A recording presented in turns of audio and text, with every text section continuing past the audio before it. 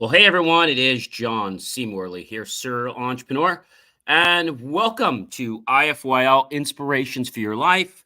That is the show where we help you with all different types of motivation. And so today we have an amazing topic, but I do want to thank you guys for tuning in. If you're new here, well, then go ahead and grab that smartphone. What are you waiting for? Launch the camera app, point over the QR code, touch the yellow lips, and you'll get my link tree just as easy as that. If you're not watching us, but you are actually, like I say, listening to us, then you can definitely go to believemeachieve.com for more of my amazing, great, fabulous creations, including my latest article, ladies and gentlemen, that you definitely want to check out. And that is, yes, it is a great article about bees and also talks a little about being humble, bee life, and how AI will protect them. So definitely check that out, ladies and gentlemen. You are going to love it.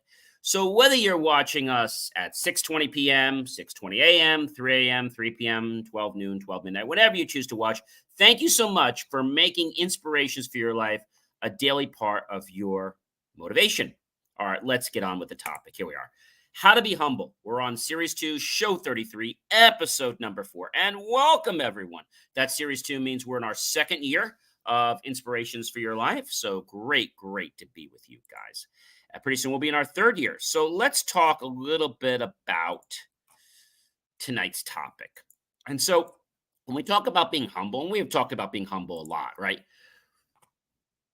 One of the things that a lot of people don't think about when, they are, let's say, trying to be humble, and that is to recognize others' strengths. You heard me. I said to recognize others' strengths. And so when I say recognize other strengths, um, it could be something small, it could be something major, it doesn't matter, but take that genuine approach to recognize who they are, what they do, and of course, give them, yes, a heartfelt compliment. Now, we talked about compliments before. But when we recognize where other people are coming from and what they're doing and why they're doing it, I think it gives us a lot more room to give an honest, honorable compliment that's not superficial. Like, you look nice, your hair is good. I mean, those are nice things to say, but they're not genuine to the core, to your heart. The other thing that I would like to share with you about being humble, there's so many things, is be open to learning and adapting to colleagues. Okay.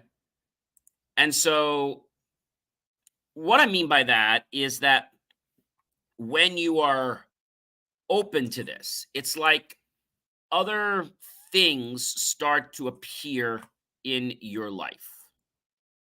That's right. Other things start to appear in your life. You become a little more aware of something, become a little more aware.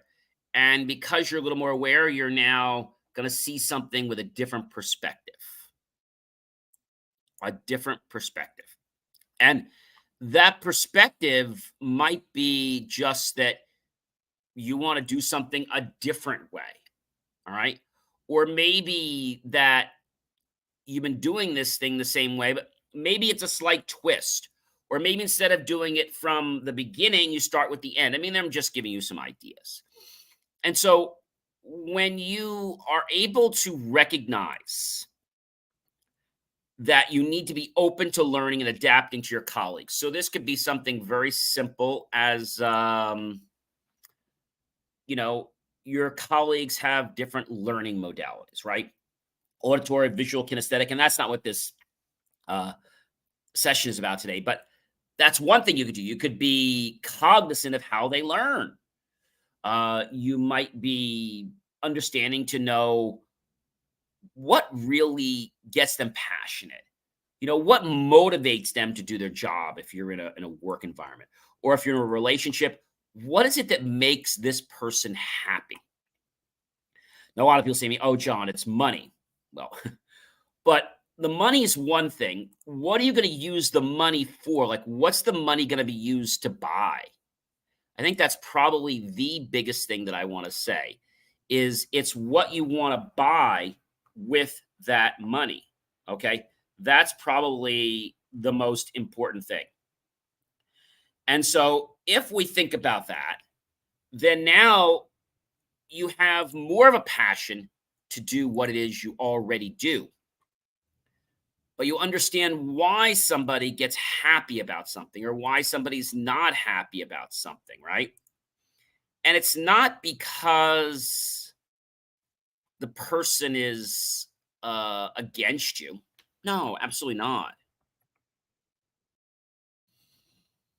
It's because they are learning a new way in life. That's right. I said learning a new way in life.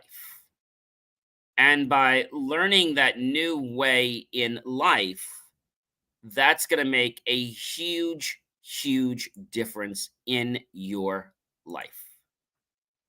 That's the truth, ladies and gentlemen. That is the honest truth. And so, as we think about being humble, which is when we talk about, how do we put on somebody else's shoes proverbially, right? One wise person said to me, "Hey, John, you're never going to know what I'm going through until you can experience it. How can you experience it? Live a day in their life. You might have had parents or friends say, 'Well, you don't know what I'm going through.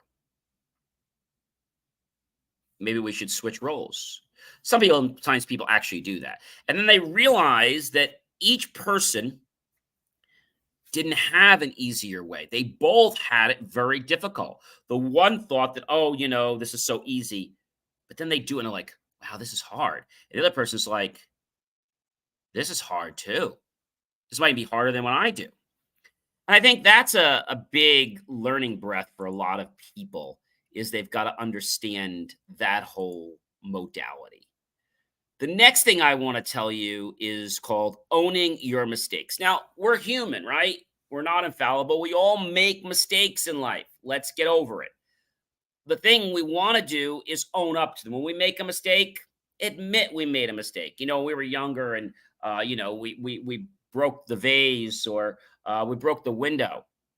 We always had that feeling inside, that lump inside our throat or our chest until we got it off and we said, "Hey, I was playing at the basketball and I broke your window." And a lot of times the neighbor would say, "That's okay." Um, Sometimes, you might have a neighbor that might say something like, "Hey, you're going to have to pay for this." But I find it's not all the neighbors. It's not all of them. Most of them will be like, "It was an accident. You've never done it before. Don't worry about it. It's an old window and I can get it fixed. It's not a big deal." You mean it? Yeah, it's like, yeah. Other times it's like they want to make their parents pay. And this is when that neighbor might have, let's say, a jealousy for that family. Maybe they live a little better than they do. So they want to go after them because they're not living that good life. At least they don't feel they are. And we talked about this before that life is perceptions. Our perceptions actually are what make up our life. That's right, ladies and gentlemen. That's what makes up our life. And you might be saying to me, "Hey, John, how do you own your mistake?" Well, it's simple. Once you learn that you made a mistake, apologize. Take accountability for what you did. You broke the window with the softball or the baseball or the basketball. Usually it's the baseball or the softball. And you go to them and say, "Hey, I broke your window. It was me. I threw the ball. I'm sorry." Most of the time, people just want to hear that you're accountable.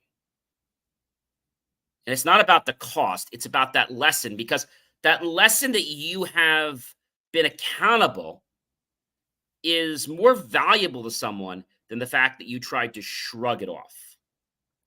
When you do that, that's when they're very, let's say, gung ho to find out who did it so they can make them pay. Now, it's not about the money, but the neighbors feel that if the money is something important to the parents, it's going to really make that kid wake up because they're going to have to pay it. The kid's not working, and they're really going to get reamed for doing this. But if somebody does the right thing and they're accountable, like it's no big deal. I broke a window when I was a kid. It happens. Baseballs always seem to be magnetically attracted to glass windows, right? And you can make a joke of it. So be accountable. If you don't know you did something wrong, all right, no problem. But if you find out that you did it or you were the one, just admit it. That's all I'm asking you to do. Admit that you did it. And you'll find out that people will not be down your throat. They're actually going to be supportive of you because you told the truth. Now, I've said before, if you're not learning, you're dying, and it is the truth. So you need to be learning every single day in your life. I don't care whether that's at home, whether that's the playground, whether that's in your school, or whether that's at work, right? Or whether it's anywhere, maybe it's on vacation. You always want to keep learning. Now, a lot of people say to me, "Hey, John, I'm on vacation and I don't want to learn because I'm on vacation." Well, learning can be fun, ladies and gentlemen. It can be a lot of fun. It can be a lot of fun. And by having this ability, you really can make a difference. Okay? It can be fun. So if you're on a trip, enjoy the trip, but learn. All right. So we recognize other strengths. We give genuine compliments from the heart. We're not giving them because we're looking for one back. Today, I was somewhere. Today was basically a holy day of obligation, and not to get into religion here, but it's the day we believe in our religion that Mary basically was taken up to heaven, ascended up to heaven by God and our Lord. He rose Mary up, and so there was a sister there, and she was reading, and when she was all finished and church was over, I went up to her. I said, sister, I said, you read very well. And you might say, John, what did I get out of that? I wanted to make her feel good. You know how many times people make me feel good when I read in church? Like, John, you're such a great reader. I always know that when you're reading, I'm going to understand exactly what's going on. You read so eloquently. You have such diction, and it makes me feel good. I also remember there was a lady on the altar who was the cantor. And her and I were singing. She was singing, and I think I was singing probably similar to the level she was singing at, with the how loud we were and being on key. And at the end of the mass, she came over to me and she said, she says, you motivate me. I said, at first I said, you're a great cantor. And she says, you motivate me. I guess she really got passionate. And then I saw the organist on the way out, who was also the music coordinator. And I said to the guy, look, amazing, fantastic music. He came up to me and said, sir, he says, we're looking for people to join our choir. Was that you that I heard singing? I said, yes. He says, yeah, we're looking for people. I said, I'm just visiting. I'm from another parish. And I didn't want to be rude, but I didn't want to drum his hopes up. Right. So we never know where a compliment is going to come from. And we don't know that us giving a compliment will mean we'll get a compliment someday. It doesn't mean that, but I believe our world is all about karma. So we're talking a lot about being humble. Being humble is a choice. And when you're humble, more people want to help you. They want to see you succeed. They even want to make you succeed. And there's different ways they can help you financially, lots of different ways. And so when you can personify and, let's say, project a humble personality, other people are like, "Oh my gosh, I gotta talk to that person," or, "I gotta do something." I had a, intern call me, just tonight, and, it was a short internship, but, the fact that he called me back and he thanked me for the internship, I gotta tell you, not a lot of people thank me for the internship. That meant something. I want him to learn more, but he said he learned a lot. I gave him some tips on some things I think he could do for his next internship and maybe what he could pursue in a career because I knew his strengths and his weaknesses. And he was very grateful for that. And he's like, we definitely have to stay in touch. I said, yes, definitely.